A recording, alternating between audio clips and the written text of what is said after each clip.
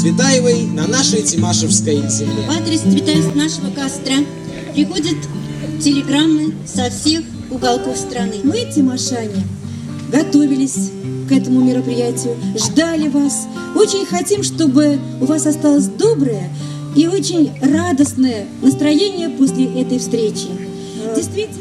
И самое главное, мне радостно, что здесь присутствует много учащихся школ, и особенно приятно видеть здесь Юрия Митрофановича Рощупкина, сотрудника Болшевского музея Марины Цветаевой, журналиста самарского.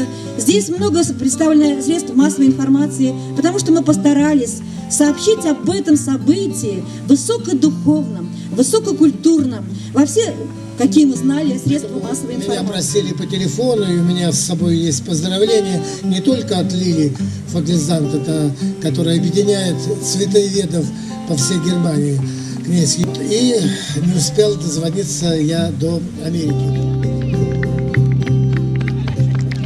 4 письмо.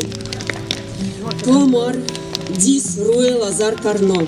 24 июня 1934 года. Спасибо вам и сердцем, и рукой за то, что вы меня, не зная сами, так любите.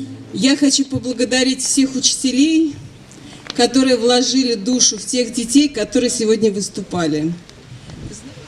Мелькает серое пальто измятое. И молний поздних ливней звездных август.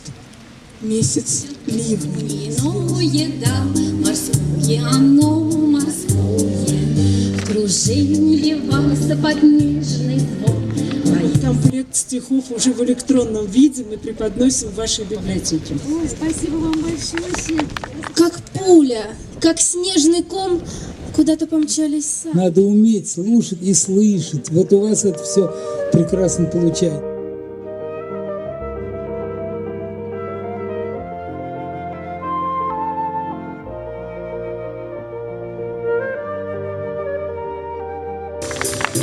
На этом наш литературный фестиваль «Цветаевский костер» закончивается.